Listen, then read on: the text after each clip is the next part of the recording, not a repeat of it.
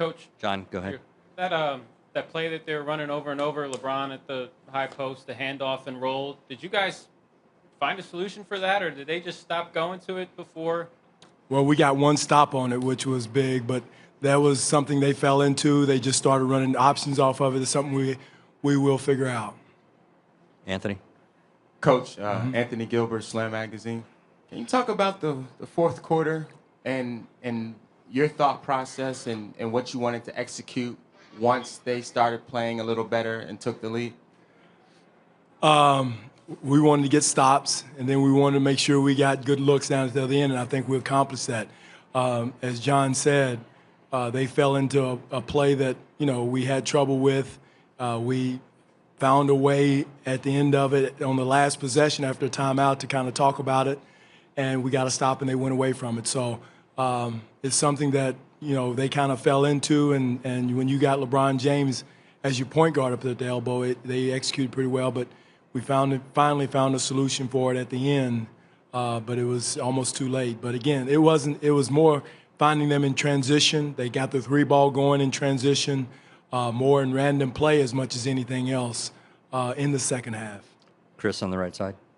Chris Parker, Cleveland Scene. Coach, you guys had 19 free throws in the second half after having 0 at halftime. What did you do to kind of help that, and how important do you think was that to the ultimate result? Well, again, we kept being aggressive. We just kept on driving to the basket as they were, and creating contact. And that was something we wanted to do is make sure we attack the paint, attack their feet, and our guys accomplished that. Steve, Dwane, back left. Steve Simmons, Toronto Sun. Back left, Dwane. Where is Steve? Oh. Can you capsulize what this means for your team, for the city, for the history of the Raptors? Well, again, it's one game, Steve. I know that sounds simplistic, but it's one game in a series, a 7-game series. We're in it. Someone mentioned that we were in it just to win one game, and I disagree with them. And we're in it to compete for a championship. We're here, and again, that's why we went through the season for us, try to go as far as we could. We're a step ahead in the process of our growth process. We're not there yet. We've found something, but again, I still say that we're a young, up-and-coming team that's got to stay hungry, it's got to stay humble, and continue to compete with poise. Because again, nobody thought we was going to be here. Nobody, gives us a snowball chance, and where. To beat Cleveland, but we just got to keep on churning, keep on working, keep on grinding to try to continue to win. Josh Lewinberg, TSN. Coach, there was a play in the third quarter. Kyle hits a big shot. You call a timeout. He sort of waved off a couple of celebrating teammates as if to say, relax, stay calm. When you talk about playing with poise, playing with composure, how crucial is Kyle? That's huge because I thought that the beginning of the fourth quarter, that group that went in there, we lost our composure. That group lost their composure. And when we put the starters back in, they kind of regained their foothold and got back under control. I thought that was huge for us. And, again, I've always said compete with poise. Stay consistent with your emotions. Don't get too high, don't get too low. And I think that's paying dividends for us now as we go through this tough series with a great Cleveland team, with one of the best players on the planet. And we got to continue to have that composure and compete every possession with poise. Joseph. Dwane, Cleveland hit 3 of their first 23 threes, I believe, then hit 8 of their next 9. During that stretch, was there anything defensively you saw that you didn't like, or how much of that was just evening out? Again, I thought we were all over Shannon Fry. I thought we were as close as you could get without fouling him, close enough to touch. And they made some tough shots. J.R. Smith came in and made some tough shots. And they're tough shot makers, so I don't know what else we can do except get in a uniform with them and try to stop them that way. But they made some tough shots. That's what they do.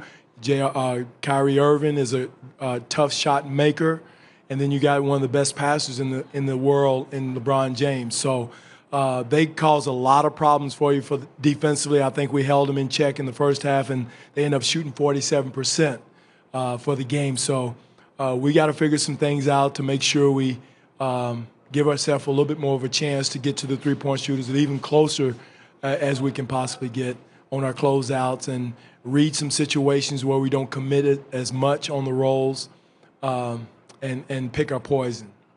Steve? Dwane, that play with 42 seconds left, did that unfold pretty much the way you envisioned it? With Kyle Lowry? Yeah, it was. switched That's over exactly into him? what we wanted. But again, we were fortunate enough to get the switch we wanted, and Kyle executed it.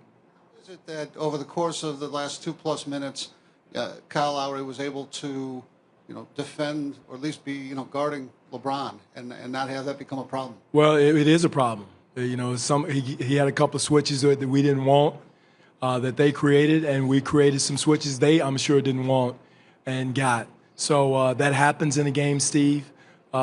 Mistakes happen. I think it was 2 possessions in a row, maybe 3. We was trying not, but they set such good screens that it gets a 9-1-1 situation where you have to. But again, there are situations where you almost put into us where you have to screen, and I think that's what they did to us, and vice versa at the other end. We were able to do that with them. Rachel? Rachel Brady, Globe and Mail. Dwane, how close were you to putting JV into the game, or did it just not present itself today? I tell you what, I almost did, Rachel, right before halftime, right before Biz got their 3rd foul. That's when I thought about it, but it was such a short time, and it was a defensive possession, and he's been sitting there the whole first half. So again, we got the next couple of days. Tomorrow he'll get a good workout.